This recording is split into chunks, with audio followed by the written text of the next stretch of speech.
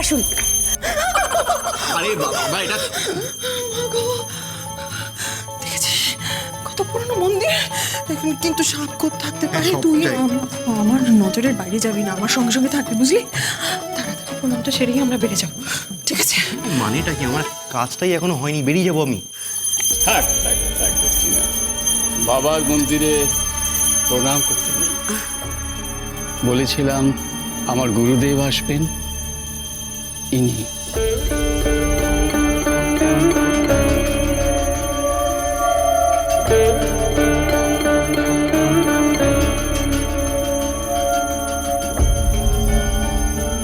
ওগো, দেখলে আজকে দুই গুরুদেব একসাথে এসেছে, দুজনের পায়ের ধুলেই একসাথে পড়লো। পঞ্চমীর মা, ওনাদেরকে ভেতরে নিয়ে যাও। আসুন, আপনারা আসুন, মন্দিরে আরতি হচ্ছে, আসুন। আপনাদের আতিথেয়তার সমস্ত ব্যবস্থা করা আছে। আসুন গুরুদেব, আসুন ভেতরে আসুন। আপনারাও আসুন না ভেতরে, আসুন।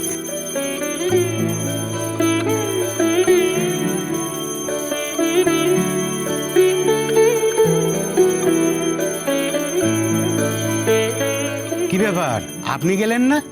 আপনি গুরুদেবের সঙ্গে এসছেন তো? হ্যাঁ, আচ্ছা, আপনি কি সহদেব চৌধুরী? হ্যাঁ, কিন্তু আপনাকে তো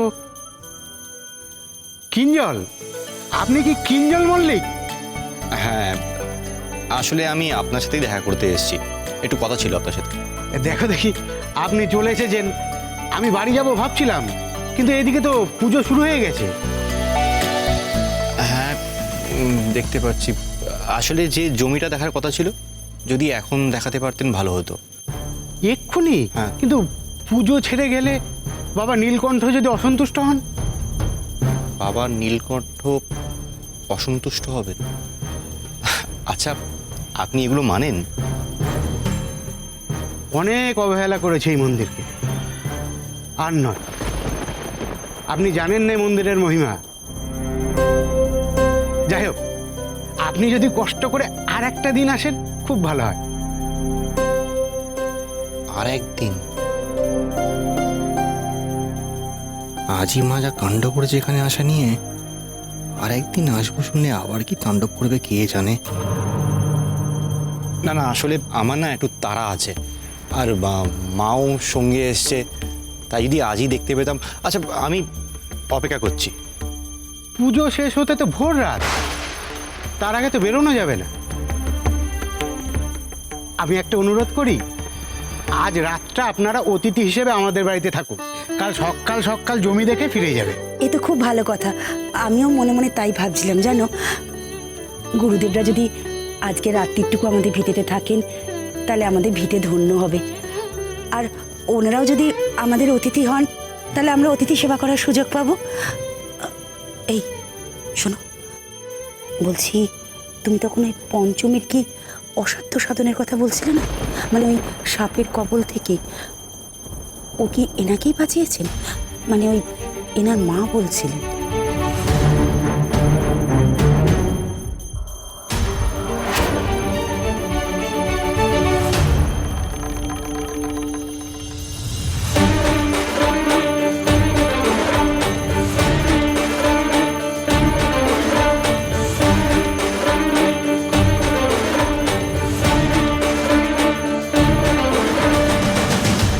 শুনেছিলাম শিবশরণ পুরোহিত খুব নিষ্ঠা ভরে পুজো করে। তুমি বলতে পারো পুজো কখন শেষ হবে?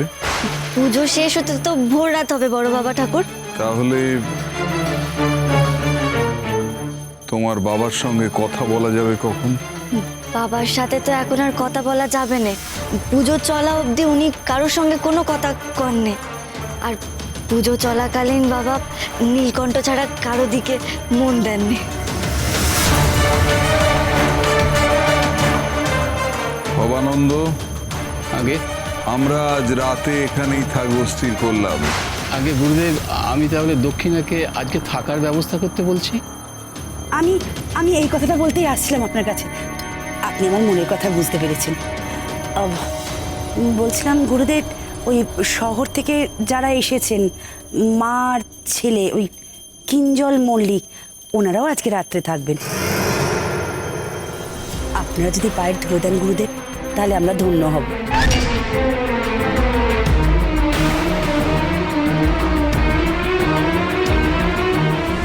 আরে কি হলোটা কি? তোর এত বড় সাহস, তুমি কি বলেছিস আজ রাতে এই গ্রামেই থাকবি? যত ভয় দেখাবে তত সাহস বাড়বে। দেখলো ওই মেয়েটাকে? ওকে দেখে আমার সাহস বেড়ে গেছে। আচ্ছা, ও যদি সাপ দেখে ভয় না পায়, আমি কেন পাবো?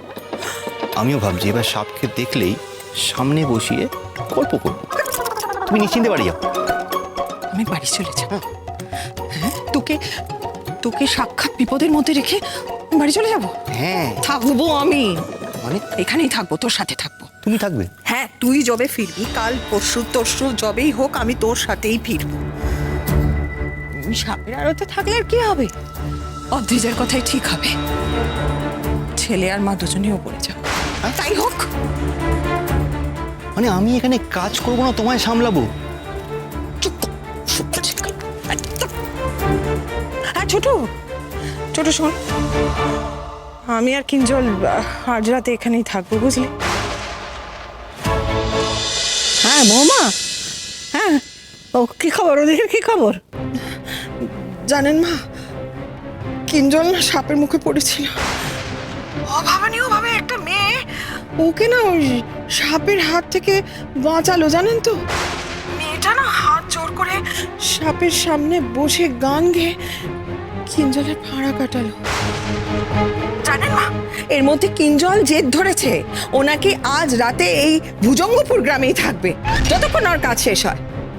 আমিও মোটেই ওকে একা ছাড়বো না, আমিও এখানেই থাকবো ওর সাথে। কি জানি আবার যদি সাপ অ্যাটাক করে তখন কি হবে বলুন? কি বলছো কি বড় বাবা? একটা মেয়ে বাঁচিয়েছে দাদুভাইকে সাপের হাত থেকে, তো আবার গান গেয়ে? এ কি করে সম্ভব? কে এই মেয়ে যার এমন আশ্চর্য ক্ষমতা? মাকে জাস্ট আজকে বাড়ি পাঠাতে পারলাম না। কাল সকাল অবধি আমার ফ্যাক্টরির কাজটা যতক্ষণ না শেষ হচ্ছে, আমার চিন্তা মাথায় ঘুরেই যাবে। আপনি আপনার সব চিন্তা বাবা নীলকণ্ঠর পায়ে সঁপে দিন গো। কিন্তু আপনি এসে থেকে বাবা নীলকণ্ঠর দর্শন করলেন না, পেন নামটুকু করলেন না। পেন নাম? আসলে পেন নাম না, আমার আপনাকে করা উচিত, আপনার সাহসকে করা উচিত। আমার প্রাণ বাঁচাতে আপনি আজকে যা করলেন। আমার বুঝি বাবা নীলকণ্ঠ ওই কাজেই বেছে নিয়েছেন গো।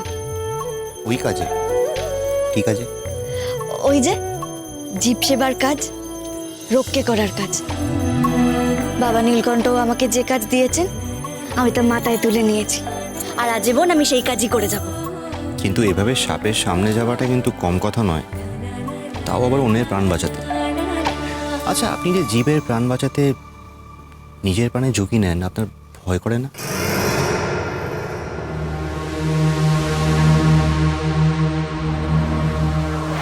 যদি সে হয়, আজটা বেশি তোর কবলে, বলে শেষ করে দে। বলে কাকে চুবল মারার কথা বলছে ওরা?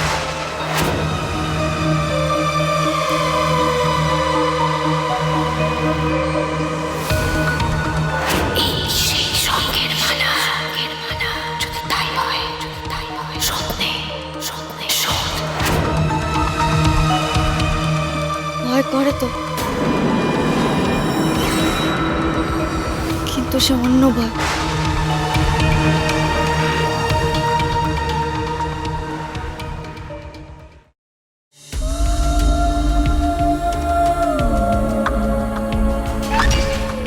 এই সত্যি রানীমার মেয়ে? সত্তরের সঙ্গে কেউ এরকম হেসে কথা বলে? আজ রাতেই জেনে নেব সব।